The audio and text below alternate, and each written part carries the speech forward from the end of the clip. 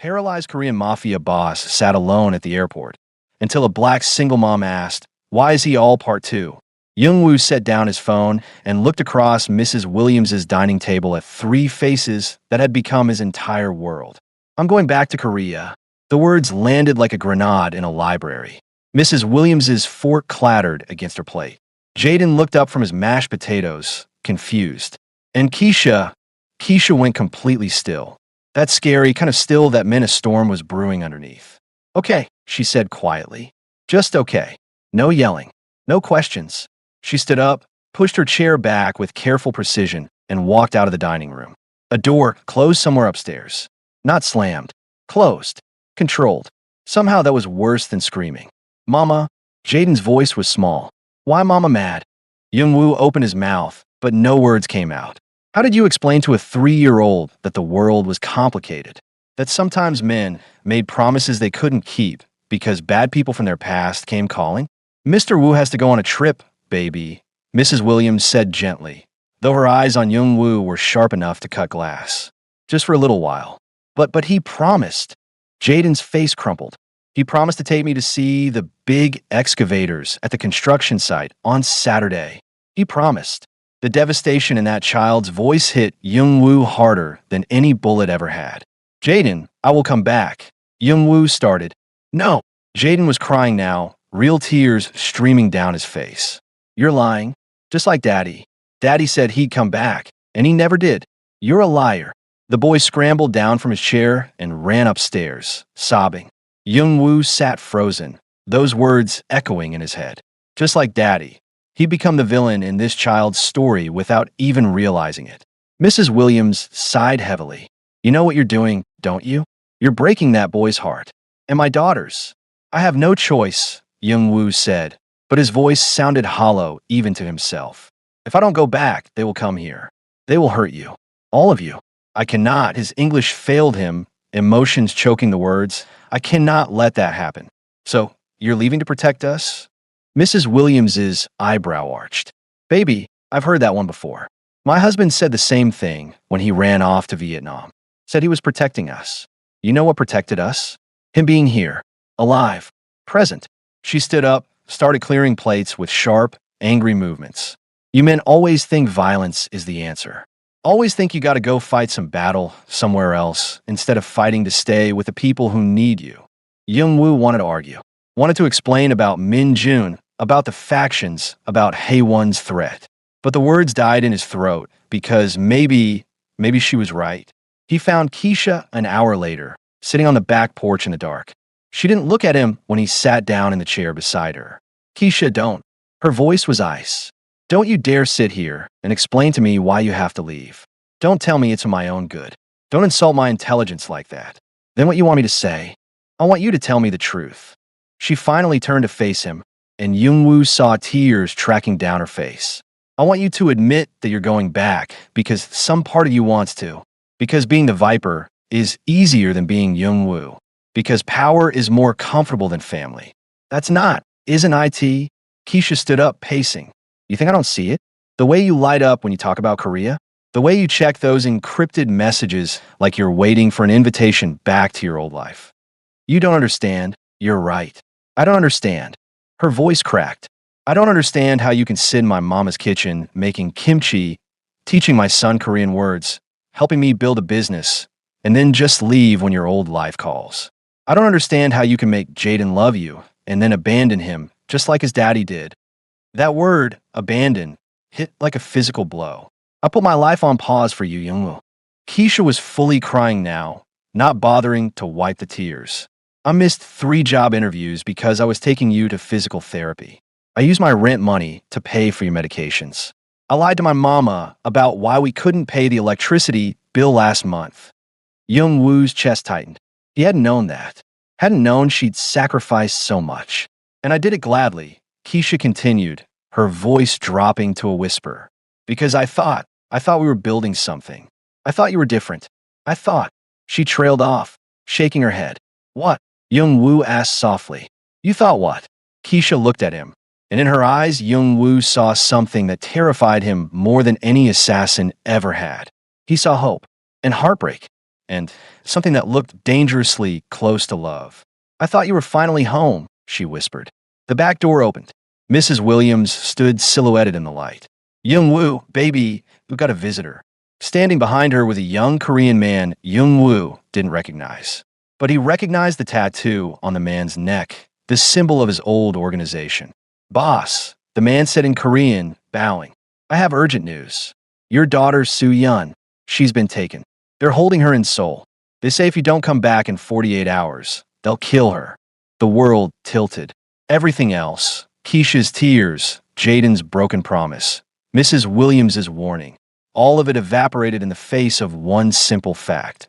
Soo-yeon was in danger. And it was his fault. Young-woo looked at Keisha. I know, she said flatly. She pulled something from her pocket, a small cross necklace. "My grandmama gave me this. Said it kept her safe through 2 wars and a bad marriage. You take it." She pressed it into his palm. "And Young-woo," her voice was steel now, "you promise me, on Jaden's life, you promise me you're coming back." Young-woo closed his fingers around the necklace. "I promise. On everything I am, I promise." "You better." Keisha's jaw was set. "Because if you die over there, I swear I will find a way to bring you back just so I can kill you myself." Despite everything, Young-woo almost smiled. Upstairs, a door opened. Small footsteps on stairs. Jaden appeared in the doorway, clutching his excavator toy, his face puffy from crying. He looked at Young-woo, then turned around and went back upstairs without a word. Young-woo's heart shattered into 1,000 pieces. "Fix this," Keisha said quietly. "Go to Korea, save your daughter, and whatever needs ending, and then come home, to us, to your real family." Young-woo nodded, not trusting his voice. As he followed the young messenger to the waiting car, he touched the cross necklace in his pocket. He made a promise. Now he just had to survive long enough to keep it. Where in the world are you watching from? The flight to Seoul was 13 hours of pure psychological torture. Young-woo sat in economy class.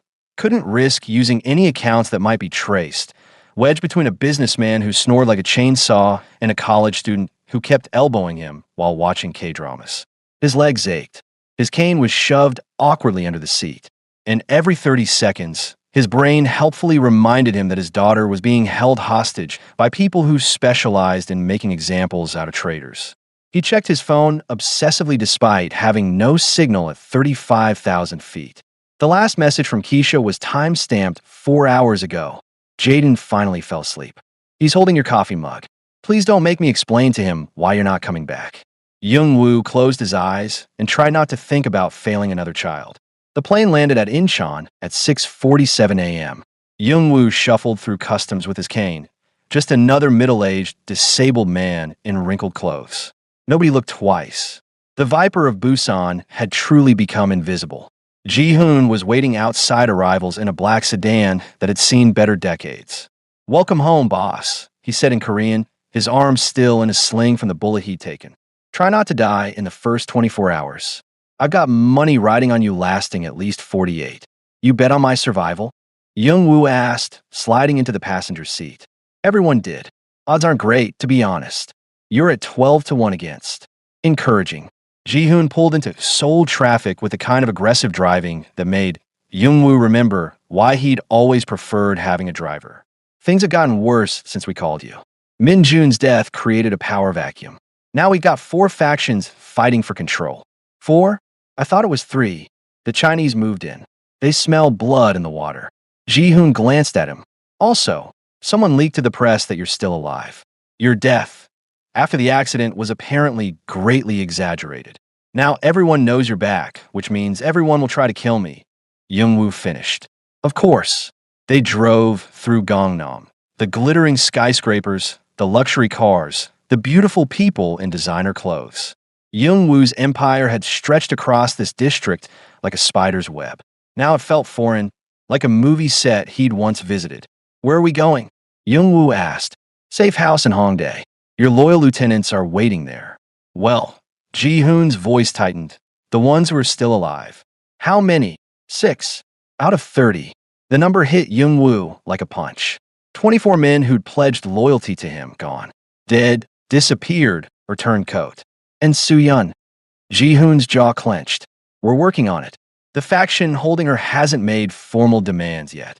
But boss, he hesitated, you should know. The faction leader is someone you know. Who? Your ex-wife. Young Woo's hand tightened on his cane. Hey, one. She's been building power for 5 years. Quiet. Patient. Nobody saw her coming until it was too late. Ji-hoon navigated through an alley, checking mirrors constantly. She controls the southern ports now. Weapons, pharmaceuticals, half the politicians in Busan. She's good, boss. Really good. She learned from the best, Young-woo muttered. The safe house was a dingy apartment above a convenience store, the kind of place that smelled like kimchi and regret.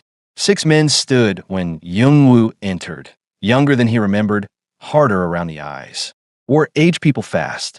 Boss. They bowed in unison. Young-woo recognized a few faces. Young-soo, his oldest friend, looked 20 years older than when Young-woo had last seen him. Taemin had a fresh scar across his cheek. Sang-wook was missing 2 fingers.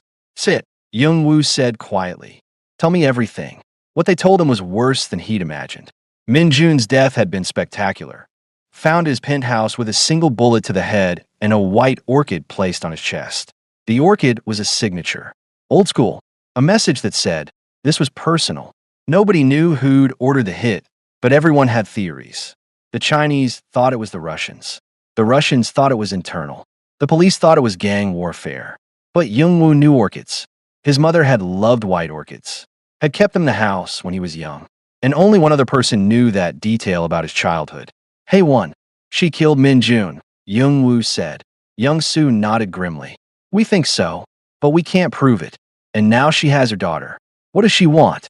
A meeting. Tomorrow night. Just you and her. Young-soo slid a phone across the table. She sent this. Young-woo unlocked it. A video file loaded. Soo-yeon sat in an expensive-looking room, unharmed but clearly terrified. Behind her stood 2 guards. Then Hae-won walked into frame. Young-woo's ex-wife had aged gracefully, still beautiful in that dangerous way, like a knife wrapped in silk. She smiled at the camera. Hello, Young-woo. I heard you've been playing house in America. How domestic. Her smile sharpened. Our daughter and I have been having wonderful conversations. Did you know she's been trying to destroy your organization from Los Angeles? Feeding information to federal agencies? Such ambition. The camera moved closer to Soo-yeon's face. She gets that from you, I think. The betrayal gene. Hae-won's hand rested on Soo-yeon's shoulder. A gesture that looked almost motherly if you ignored the thread underneath. Come see me tomorrow. 8 p.m. The Blue Dragon restaurant. Come alone, or I'll send pieces of our daughter back to your little American girlfriend, 1 finger at a time. The video ended. Young-woo's hand shook. Not from fear. From rage, so pure it burned away everything else. It's a trap, Ji-hoon said unnecessarily. Obviously, you're not actually going alone. Young-woo looked at his remaining loyal men. 6 against an empire. Impossible odds. He thought about Keisha. About Jaden. About the promise he'd made. No, he said finally. I'm not going alone. But I'm also not going to fight. Young-soo frowned. Boss. Young-woo pulled out his American phone and opened his contacts. Found the number Keisha had made him memorize. FBI agent Sarah Chun, the agent who'd been investigating his organization for years. I'm going to do something I never thought I'd do, Young-woo said quietly. I'm going to cooperate. You're going to talk to the feds? Sang-wook looked horrified. Boss, that's the only way, Young-woo finished. I didn't come back to reclaim power. I came back to Yindi this. All of it. Every faction. Every threat. I'm going to burn it all down. He looked at each man in turn. And then I'm going home. To Atlanta. To my real family. Anyone who wants to stop me can try. His phone buzzed. A text from Keisha. Jaden asked when you're coming home. What do I tell him? Young-woo typed back. Tell him Mr. Woo keeps his promises. 3 days. Maybe 4. I'm coming home. He sent it before he could second-guess himself. Then he made the call to Agent Chun. This is Young-woo Park, he said in English when she answered. I want to make a deal. I give you everyone, every faction, every name, every account. In exchange, immunity and witness protection. Silence on the other end. Then, I'm listening. Young-woo smiled grimly.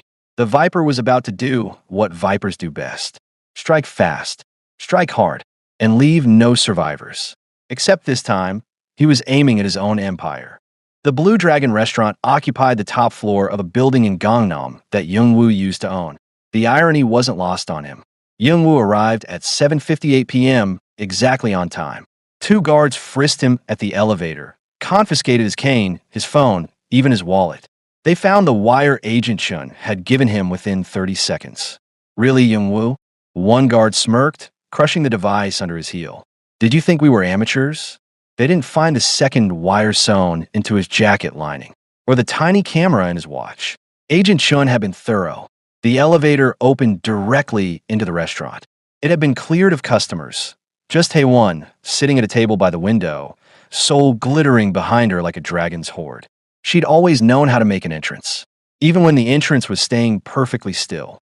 "You look terrible," she said in Korean, not bothering to stand. "Paralysis suits you. Makes you seem almost human." Young-woo limped to the table without his cane, each step a small agony. Pride was expensive, but he'd paid worse prices. "Where is Soo-yeon?" "Safe. For now." Hae-won poured him tea with practiced grace. "Sit. Let's be civilized about this." Young-woo sat. The tea was oolong, his favorite. Of course she remembered. "You've built quite an empire," he said, looking around. "I'm impressed. You should be. I learned from the best." Her smile was sharp, and then I improved on the model. "You ruled through fear, Young-woo. I rule through fear and dependency. Much more stable." Min-jun learned that too late. Poor Min-jun. Hae-won's expression didn't change. "So ambitious. So stupid. Did you know he tried to have me killed? 3 times. Each attempt more pathetic than the last." "So you killed him." I sent him a message. White orchid and all. She sipped her tea. "I wanted you to know it was personal." Young-woo's jaw tightened. "Why?" "Because he took what was mine." Hae-won's voice went cold. "You were mine, Young-woo. Mine to hate. Mine to destroy if I chose." He had no right. The possessiveness in her voice was chilling. "Is that what this is about? Revenge because I left you?" Hae-won laughed, a sound like breaking glass. "Left me? You didn't leave, Young-woo. You erased me. Forgot I existed the moment I stopped being useful. Do you know what that does to a person?" She stood, walked to the window. "I spent 10 years building myself into something you couldn't ignore. 10 years becoming powerful enough to matter to you again. And then," she turned, "I hear you're in America, playing house with some single mother and her child, making kimchi in someone's kitchen." Her disgust was palpable. "That's what finally broke you. Not prison, not betrayal, not losing your empire. A random woman's kindness?" Hae-won shook her head. "You were always weak, Young-woo. I just never saw it before. If I'm so weak, why do you care?" The question hit its mark. Hae-won's expression flickered, something raw underneath the polished surface. "Because you're the only person who ever saw me as an equal," she said quietly. "Even when you were destroying me, you saw me. Everyone else, Min-jun, the other faction leaders, they treat me like a novelty. The woman who clawed her way to power. But you," she stopped, composed herself. "You knew what I was capable of from the beginning, and you chose the organization over me anyway." Young-woo understood then. This wasn't about power or revenge. This was about a woman who'd loved him and learned to hate him with equal intensity. "Where is Soo-yeon?" he asked again. "Safe. In the next room, actually." Hae-won returned to the table. "I haven't hurt her. I'm not a monster, Young-woo. Just practical. What do you want?" "I want you to choose." She leaned forward. "Join me. Together we can control everything. You have the legacy, the reputation. I have the infrastructure, the connections. We'd be unstoppable. And if I refuse, then I keep our daughter. Raise her properly this time. Teach her how power really works." Hae-won's smile was ice. "She's already more like us than you realize. Did you know she's killed before? Hired the hit on Min-jun herself." Young-woo's blood went cold. "You're lying." "Am I?" Hae-won pulled out her phone, played a recording. Soo-yeon's voice. "I need him dead. Make it look professional. I'll pay whatever it costs." The conversation continued. Details about Min-jun's schedule, his security, the best time to strike. Young-woo felt sick. "Our daughter is a natural," Hae-won said proudly. "Better than both of us." She justified it beautifully. Told herself she was protecting you. But really, she laughed. She enjoyed it. The planning, the execution, the power. "She's not like us," Young-woo said, but his voice lacked conviction. She's exactly like us. And that terrifies you, doesn't it? Hae-won stood. So here's my offer. Stay in Korea. Help me consolidate power. In return, I'll help Soo-yeon accept what she is instead of running from it. Or, or I tell the federal agents currently listening to this conversation, yes, Young-woo, I know about your deal. I tell them that Soo-yeon ordered Min-jun's murder. She goes to prison.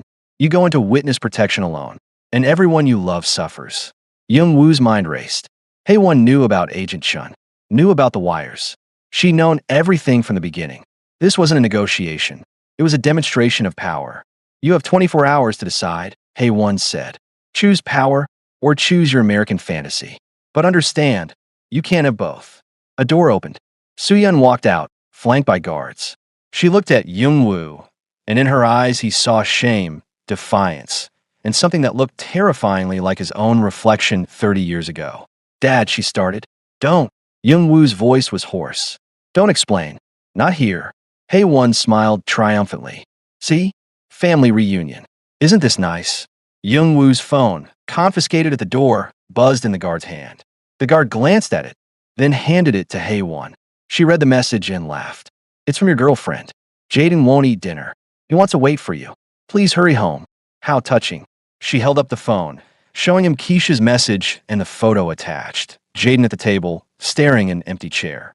That's your choice, Young-woo. That child waiting for a man who'll never really be his father.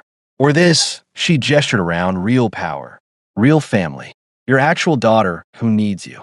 Young-woo looked at Soo-yeon, at Hae-won, at the empire laid out before him like a feast. Then he thought about Jaden holding his excavator toy, about Keisha's cross necklace in his pocket, about Mrs. Williams's kitchen and Sunday kimchi lessons. I need to speak to Soo-yeon, he said. Alone. Hae-won considered, then nodded. 5 minutes. But Young-woo, choose wisely, because in 24 hours, I'm making the choice for you. The guard stepped back. Father and daughter stood facing each other, and Young-woo realized that saving Soo-yeon might mean losing her forever. The guards retreated to the corners of the room, close enough to intervene, far enough to create the illusion of privacy. Soo-yeon looked older than Young-woo remembered. Harder. Her eyes carried the same weight he'd seen in his own reflection for decades. The burden of choices that couldn't be undone. Did you really order Min-jun's death? Young-woo asked in Korean, keeping his voice low. Soo-yeon's laugh was bitter. Is that what she told you? That I'm a murderer like you? The recording was edited, spliced together from phone conversations I had with a private investigator. Soo-yeon's jaw tightened. I hired someone to investigate Min-jun, not kill him. I was gathering evidence to give to the FBI. Relief and confusion warred in Young-woo's chest. Then why does Hae-won think? Because I wanted him dead, Soo-yeon interrupted. I researched how to do it. I made plans. I transferred money to accounts that could have paid for a hit. Her voice cracked. I came so close, Dad. So terrifyingly close. And then I couldn't do it. I'm not you. I'm not her. But God, I wanted to be. Young-woo saw his daughter truly then. Not the social worker who'd escaped to America, not the woman who'd abandoned him at LAX. He saw someone caught between two worlds, trying desperately not to drown in either. Why, he asked. Why did you want him dead? Because he found out what I was doing. The federal investigation, I started it. I fed them everything. Names, accounts, operations. Soo-yeon's eyes blazed. I wanted to destroy your entire empire so you'd have no choice but to be a real father. A real person. The confession hit Young-woo like a physical blow. I destroyed you, she said flatly. Systematically. Deliberately. For 2 years, I worked with Agent Chun, giving her everything she needed to bring down your organization. And Min-jun figured out. She pulled up her sleeve, showing a bruise yellowing on her forearm. He cornered me in LA, said he'd kill me unless I stopped. Said he'd make it look like an accident, just like he did to you. Soo-yeon's voice shook. I was terrified, so I researched. I planned. I almost became exactly what I hated about you. Young-woo reached for her hand, but she pulled away. Don't comfort me like I'm a victim. I made my choices. She looked at him with eyes too old for her age. Someone did kill Min-jun. Someone put that orchid on his chest. But it wasn't me. It was Hae-won, Young-woo said. Your mother. I know. Soo-yeon's smile was sad. She told me. Right before she grabbed me off the street 3 days ago. Said she did it to protect her daughter. Like I asked for that. like I wanted her brand of protection. Young-woo's mind raced, piecing together the truth. Hae-won had been watching Soo-yeon, had seen Min-jun threaten her, had eliminated the threat, and then used it as leverage. She knows about the FBI investigation, Soo-yeon continued. Knows you cut a deal. She's going to expose everything, including my role, unless you cooperate. She's bluffing. Is she? Soo-yeon gestured toward the windows where Seoul glittered below. She owns half this city, Dad. She has politicians, judges, federal agents on her payroll. If she wants to burn us both, she can. The trap was elegant. Hae-won had maneuvered them both into positions where any move meant sacrifice. There's more, Soo-yeon said quietly. The reason I came back to Korea, why I was even here for her to grab me. Why? Because Agent Chun told me the investigation was closing, that they had enough to arrest everyone, including you, next week. Soo-yeon's voice broke. I came back to warn you, to tell you to stay in America where you'd be safe. And instead I walked right into her trap. Father and daughter stared at each other. I'm sorry, they said simultaneously. Despite everything, Young-woo almost smiled. Even their apologies were synchronized. We can't both get out of this, Soo-yeon said. You know that, right? Either you stay and help her, and I go to prison for the investigation, or you run, and she makes sure everyone knows I'm the one who betrayed the organization. There's a third option, Young-woo said. What? We burn it all down. Everything. Every faction. Every player. We give Agent Chun everything, including Hae-won. She'll retaliate. She'll destroy us both. Maybe. Young-woo touched the cross necklace in his pocket, Keisha's grandmother's cross. But I made a promise. To a 3-year-old boy in Atlanta who's waiting for me to come home. And I intend to keep it. Soo-yeon's eyes widened. The single mom, Keisha, she saved my life. She and her son and her mother. They gave me a reason to be better. Young-woo looked at his daughter. You tried to destroy my empire to save me. Now I'm going to destroy it to save you. Dad, you can't. I can. I will. He glanced at the guards, lowered his voice further. Agent Chun has a task force in position. They're waiting for my signal. But I need you to do something for me. What? I need you to trust me. One last time. Young-woo pulled a small USB drive from a hidden pocket in his sock. The one place the guards hadn't checked thoroughly. This has everything. Bank accounts, real estate holdings, names of every politician and judge on Hae-won's payroll. Everything. How did you? Ji-hoon has been busy. My 6 loyal men aren't so loyal to the empire anymore. They're loyal to me, and they've been gathering evidence for weeks. Soo-yeon took the USB drive with shaking hands. If she catches me with this, she won't. Because you're going to leave. Now, tell the guards you're sick. Need the bathroom. Whatever. Get to the stairwell and run. Agent Chun has people downstairs. What about you? Young-woo smiled. The same smile he'd used before impossible negotiations. I'm going to have a conversation with my ex-wife. Finish what we started 20 years ago. She'll kill you. She'll try. Soo-yeon grabbed his arm. I just got you back. I can't lose you again. You won't. Young-woo covered her hand with his. I'm not the Viper anymore, Soo-yeon. I'm just a father trying to protect his daughter. And I'm very, very good at protecting what's mine. A guard shifted position. Their time was almost up. Go, Young-woo whispered. Run, and don't look back. Soo-yeon hesitated, then nodded. She moved toward the bathroom, stumbling slightly, playing the part. The guards let her pass.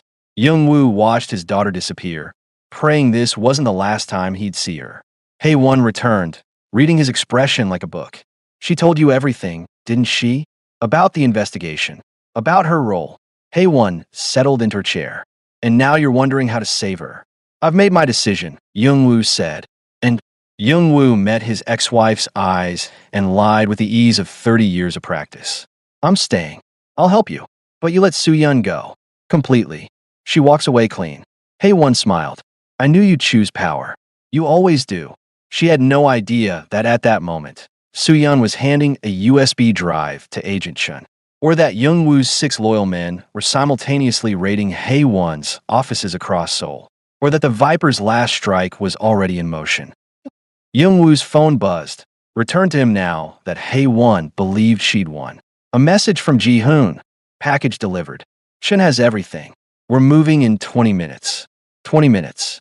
Young-woo had to keep Hae-won talking for 20 minutes while federal agents and Korean National Police surrounded the building. Tell me about your empire, Woo said, pouring himself more tea with steady hands. I want to understand what I'm joining. Haewon's eyes glittered.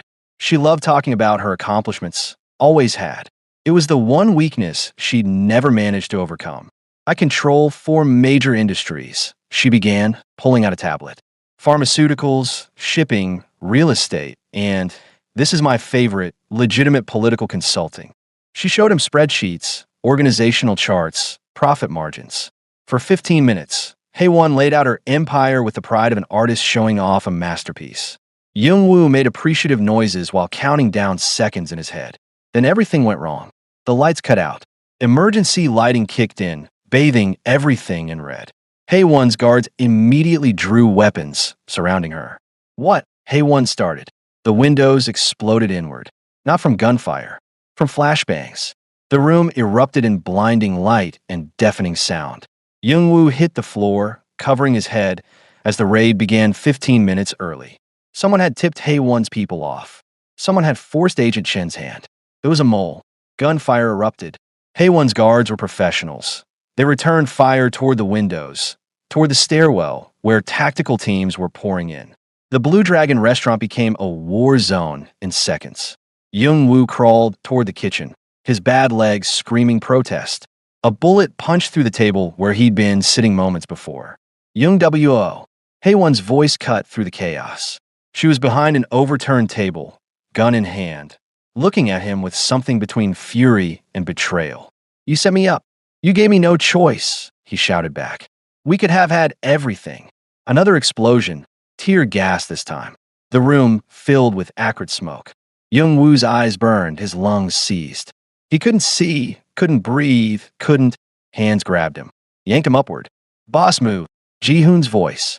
The younger man was bleeding from a head wound, dragging Woo toward the service elevator. Suyeon, Woo gasped. Safe. Agent Shin got her out. Now move. They stumbled into the elevator. Ji-hoon slammed the button for the parking garage. As the doors closed, Woo saw Haewon through the smoke, still firing, still fighting, refusing to surrender. Their eyes met for a split second, then the elevator descended. What happened? Woo demanded. The raid wasn't supposed to start yet. Someone warned Haewon's people. They started destroying evidence, preparing to evacuate. Agent Shin had to move early or lose everything. Ji-hoon checked his gun. We've got a mole, boss. Someone in our group. The elevator shuddered to a stop. Parking garage. Ji-hoon pushed Woo toward a waiting van where the 5 other loyal lieutenants were gathered. Except one was missing. Where's Young-soo? Woo asked. The men exchanged glances. Taemin spoke up, his voice tight. He left an hour ago. Said he had to check on something. Never came back. Woo's stomach dropped. Young-soo, his oldest friend. The man who'd been with him since the beginning. Call him, Woo ordered. Sang-wook pulled out his phone, dialed. It rang once. Twice. Young-soo answered. In the background, Woo could hear sirens, shouting, chaos. I'm sorry, boss. Young-soo's voice was thick with emotion. I had to do it. She has my grandchildren. She threatened to. I couldn't. Where are you? Woo asked quietly. Turning myself in. It's over. I can't run anymore. A pause. For what it's worth, I never wanted to betray you. Haewon just knew exactly where to press. Woo understood. He'd used the same tactic himself hundreds of times. Find what someone loves. Threaten it. Watch them crumble. I know, Woo said. I would have done the same thing. The admission seemed to break Young-soo. Woo could hear him crying. Go to Agent Shun, Woo continued. Tell her everything. Cooperate fully. She'll protect your family. I'll make sure of it. What? Young-soo's voice was raw. Why help me after I betrayed you? Because you were right. I abandoned you all. I left, and you had to survive. That's on me. Silence. Then, be safe, old friend. And don't come back to Korea. There's nothing here for you anymore. The line went dead. Woo closed his eyes. Another casualty of a life he'd chosen decades ago. Boss, we need to move, Ji-hoon urged. Police will sweep this garage any minute. Where's Agent Shun? Coordinating the raid. She got Suyeon to a safe house. But boss, Ji-hoon's expression was grim. Haewon escaped. Went out a service exit before the building was fully surrounded. She's in the wind. Of course she was. Hae-won always had an exit strategy. Young-woo's phone buzzed. Unknown number. He answered. Very clever, Young-woo. Hae-won's voice was cold fury. Using our daughter as bait. Turning my own leverage against me. I underestimated you. It's over, Hae-won. Agent Shin has everything. Your accounts are frozen. Your political connections are being arrested. You've lost. Have I? She laughed. I've lost battles before. I always rebuild. But you've made a critical mistake. What mistake? You care about people now. That sweet little family in Atlanta. The single mother and her adorable son. Hae-won's voice dripped poison. Keisha Williams. Jaden Williams. Mrs. Patricia Williams, age 72, living at 2847 Peachtree Street. Young-woo's blood turned to ice. You touch them? Oh, I won't touch them. Not yet. But Young-woo, every day you're happy with them. Know that I'm watching. Know that I can reach them anytime I want. You took everything from me, so I'll take everything from you. Slowly, painfully, when you least expect it. Hae-won, goodbye, Young-woo. Enjoy your American dream. While it lasts. The call ended. Young-woo stood frozen, Hae-won's threat echoing in his mind. Ji-hoon touched his shoulder. Boss, what did she say? Young-woo looked at his 5 remaining loyal men. At Ji-hoon with his bullet wound. At Tae-min with his scar. At Sang-wook with his missing fingers. These men had sacrificed everything for him. And now Keisha and Jaden were in danger because of him. I need to call Atlanta, Young-woo said, pulling out his phone with shaking hands. Right now, he dialed Keisha's number. It rang, and rang, and rang. No answer. Young-woo tried Mrs. Williams. Same thing. Panic clawed at his throat. We need to get to the airport, he told Ji-hoon. Now, I need to get home. Boss, you can't leave yet. Agent Shin needs your testimony. The investigation. I don't care. Young-woo's voice cracked. Hae-won threatened them. My family. I need to. His phone buzzed. Text message. From Keisha's number. But it wasn't from Keisha. It was a photo. Keisha and Jaden, sitting in Mrs. Williams's living room, completely unaware that someone was photographing them through the window. Below the photo, a message. Tick-tock, Young-woo. The clock is running. Young-woo stared at the image of Jaden playing with his excavator toy, of Keisha reading on the couch, both of them safe and oblivious and so terribly vulnerable. He'd escaped Korea. He'd saved Soo-yeon. He destroyed Hae-won's empire. But he'd also painted a target on the backs of the only people who'd shown him genuine kindness. Get me to the airport, Young-woo said quietly. Whatever it takes. I'm going home. Young-woo never made it to the airport. Agent Chun intercepted them 3 blocks away. Her FBI credentials and a squadron of Korean National Police creating a wall Young-woo couldn't push through. You're not leaving Korea until you testify, she said flatly, sliding into the van beside him. We have Hae-won's entire operation mapped out thanks to your USB drive, but without your testimony, half these arrests won't stick. My family is in danger. Your family is fine. Agent Shin pulled out her tablet, showed him live surveillance footage. Keisha's house, Mrs. Williams's church, the consulting office, all covered by FBI agents. I had protection details assigned the moment you contacted me. They're safe. Young-woo studied the footage. 2 agents in an unmarked car outside Keisha's house. More at the church. His racing heart slowed fractionally. Hae-won, sent me a photo taken 3 days ago before my people arrived. She's bluffing, Mr. Park. Trying to rattle you. Agent Chin's expression softened slightly. I've been chasing your organization for 6 years. I know how Hae-won operates. Psychological warfare is her specialty. Don't let her win. Ji-hoon leaned forward. Boss, there's something else. We've been monitoring communications. Hae-won didn't escape alone. He pulled up his phone, showed Young-woo intercepted messages. Hae-won had called an emergency meeting of all remaining faction leaders. The Russians, the Chinese, the splinter groups from Min Jun's old territory. She's consolidating power, Sang-wook said. Tried to unite everyone against the federal investigation. Against you? When? Young-woo asked. Tonight. Midnight. The old Shilla Hotel in Itaewon. The abandoned one scheduled for demolition. Ji-hoon zoomed in on the building plans. 7 faction leaders. Maybe 40 guards total. It's a fortress. Agent Chin's eyes lit up. If we could catch them all in one place. It's a trap, Young-woo interrupted. She knows you're listening. She wants you to raid the meeting, so we don't take the bait. No, Youngwoo's mind was already working, calculating angles. We take the bait and turn it back on her, but not the way she expects. He looked at Agent Chun. You want testimony? I'll give you better. I'll give you a confession. From Hae-won herself. On camera. Admitting to everything. Ow, I'm going to that meeting. Alone. Wearing a wire that actually works this time. Youngwoo's voice was cold, calculated. The Viper of Busan resurfacing one last time. And I'm going to make her an offer she can't refuse. That's suicide, Ji-hoon protested. No, it's the only way to end this. Youngwoo turned to Agent Chun. You want all the faction leaders? I'll deliver them, but I need guarantees. Full immunity for Soo-yeon. Witness protection for my family in Atlanta. And safe passage out of Korea when this is done. Agent Chun studied him. You're playing a dangerous game, Mr. Park. I've been playing dangerous games my entire life. This is just the last one. Midnight. The Shilla Hotel. Asterisk. The abandoned hotel loomed like a corpse. Windows shattered. Walls tagged with graffiti, scheduled for demolition in 2 weeks. The perfect place for a meeting nobody wanted recorded. Youngwoo walked through the front entrance alone, his cane echoing on cracked marble floors.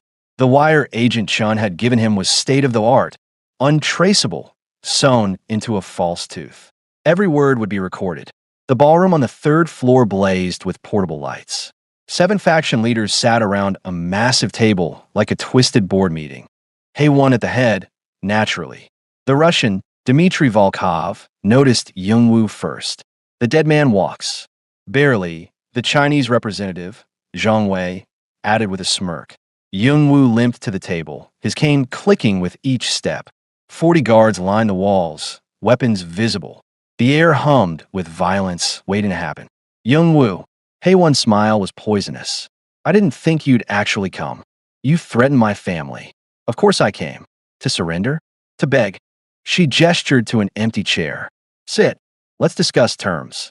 Youngwoo remained standing. I'm not here to surrender. I'm here to make a deal. You have nothing to deal with, Zhang Wei scoffed.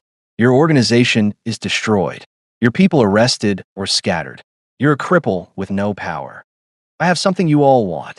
Youngwoo pulled a USB drive from his pocket. A fake, but they didn't know that. Complete records of every federal investigation into organized crime in Korea and the US. Names of undercover agents, informants, pending indictments, everything. The room went silent. Impossible, Dmitry said. Is it? I've been cooperating with Agent Chun for weeks.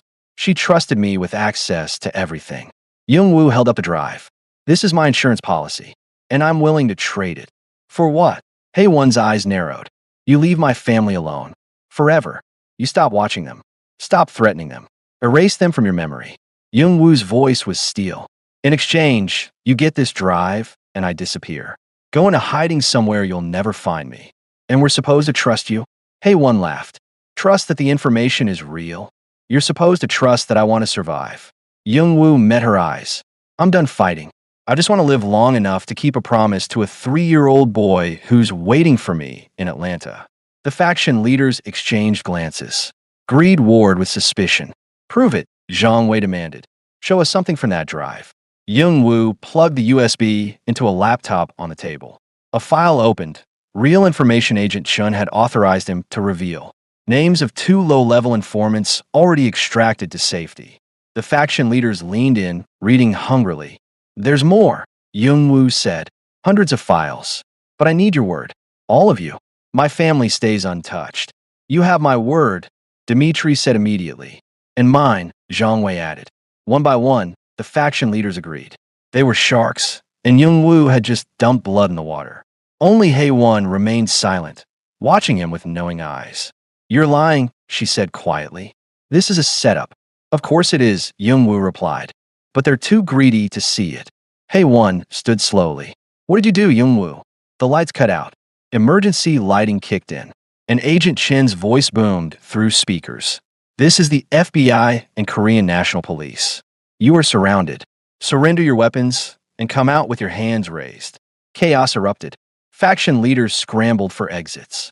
Guards opened fire toward windows. Return fire shattered what remained of the glass. Hae-won grabbed Youngwoo. her gun pressed against his temple. "You clever bastard," she hissed. "You were wearing a wire the whole time." Every word recorded, Young-woo confirmed.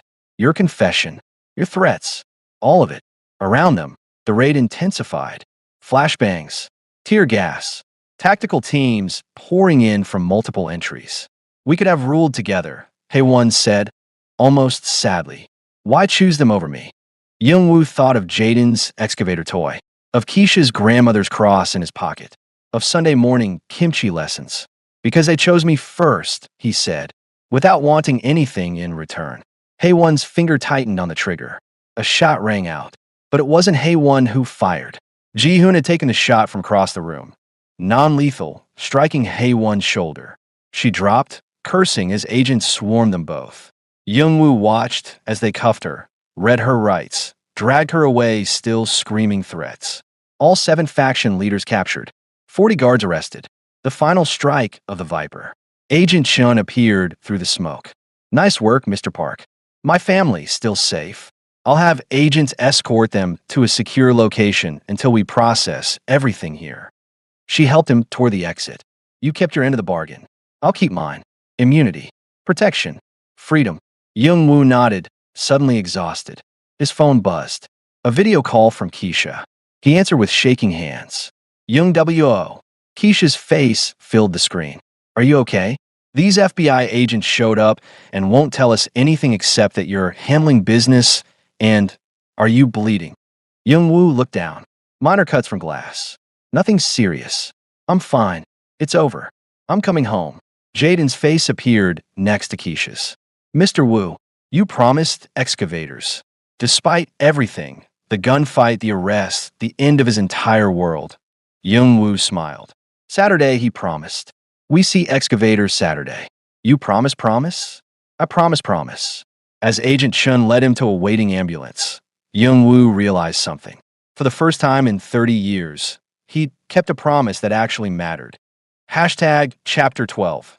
Coming home 3 weeks later, Young-woo Park stood in the Atlanta Airport Arrivals Hall, scanning the crowd with the kind of nervous energy he'd never felt before raiding rival territories or negotiating million-dollar deals.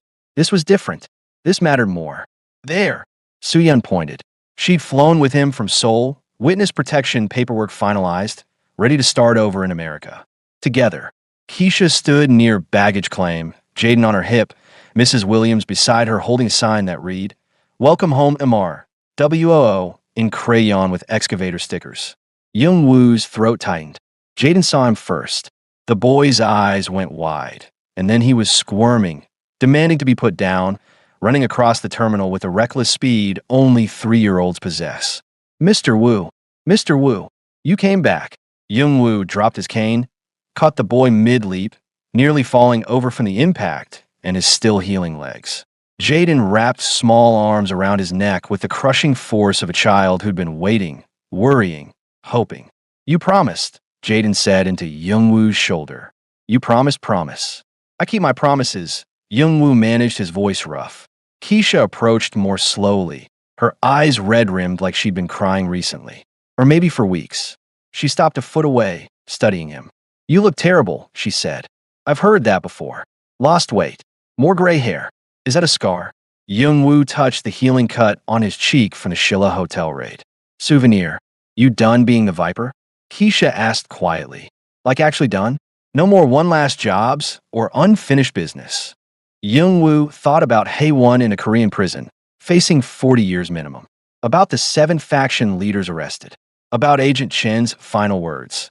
"Your cooperation dismantled the largest organized crime network in East Asia. You're free to go." Free. The words still felt foreign.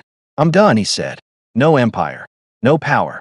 Just..." He looked at Jaden still clinging to him, at Keisha watching him with guarded hope, at Mrs. Williams dabbing her eyes with a church handkerchief. Just this. Keisha's eyebrow arched. A struggling consulting business, a rented office in Koreatown, and a ready-made family that comes with opinions, drama, and my mama's unsolicited life advice. Sound perfect? Keisha's composure cracked. She closed the distance and hugged him, careful of Jaden still attached like a barnacle, and Young-woo felt her shoulders shake. "Don't you ever do that again," she whispered fiercely. Don't you ever make me sit here wondering if you're alive. 3 weeks, Young-woo. 3 weeks of FBI agents telling me nothing except he's cooperating with an investigation. I know. I'm sorry. You better be. She pulled back, wiped her eyes roughly. Now come on. Mama made enough food to feed an army, and she's been practicing her Korean phrases. It's terrible. You're gonna love it. Mrs. Williams swept forward, enveloping Young-woo in a hug that smelled like vanilla and church perfume. Welcome home, baby. You had us worried sick. I'm sorry, Mrs. Williams. Hum. You can make it up to me by finishing that kimchi lesson. We got halfway through and you disappeared to Korea. She swatted his arm lightly. Rude. Soo-yeon hung back, uncertain. Young-woo shifted Jaden to one arm and extended the other toward his daughter. Everyone, he said in English, this is Soo-yeon, my daughter. The introductions were chaotic. Mrs. Williams immediately adopting Soo-yeon, another baby to feed. Jaden demanding to know if she liked excavators. She didn't, but she lied and said yes. Keisha studying Soo-yeon with the careful assessment of someone measuring a new variable in her life. Your dad talks about you, Keisha said finally. A lot of guilt, a lot of regret, but a lot of love too. Soo-yeon looked at Young-woo, something softening in her expression. Yeah, I'm starting to see that. 2 months later, Park and Williams Consulting had expanded to a bigger office. 3 employees now, plus Soo-yeon helping part-time while she finished her social work degree at Georgia State. Young-woo could walk short distances without his cane now. Physical therapy 3 times a week, determination fueled by Jaden's weekly excavator site visits. He kept that promise, and dozens of others since. Saturday morning found Young-woo in Mrs. Williams' kitchen again, this time successfully making kimchi while she supervised. Better, she declared. You're finally getting the hang of it. Keisha walked in, coffee in hand, wearing pajamas and the kind of comfortable intimacy that came from months of proximity. She and Young-woo still hadn't defined what they were. Partners, friends, something more. But the question hung between them like unfinished business. Mama, stop hogging him, Keisha said. We got a client meeting in an hour. This boy needs to learn proper kimchi technique. This boy is 53 years old. Mrs. Williams waved dismissively. Age ain't nothing but a number. Young-woo's phone buzzed. Email from Agent Chun. Final update. All arrests held up in court. Hae-won sentenced to 45 years. No possibility of parole. Zhang Wei cooperating. The organization is finished. You're free and clear. Stay out of trouble, Mr. Park. Free and clear. Young-woo deleted the email and returned to massaging cabbage. Jaden ran in, excavator toy in hand. Mr. Woo, you promised we'd build the Lego excavator today. After the client meeting, Young-woo said, You promise? I promise. Satisfied, Jaden zoomed back to the living room. Keisha leaned against the counter, watching Young-woo with an expression he couldn't quite read. What, he asked. Nothing. Just you look different. Happy, maybe? Young-woo considered. Was this happiness? This quiet morning chaos, this kimchi-scented kitchen, this life of client meetings and Lego excavators and Sunday dinners with people who chose to love him despite knowing who he'd been? Maybe, he admitted. Good. Keisha moved closer, and for a moment Young-woo thought she might kiss him. Instead, she straightened his collar with casual intimacy.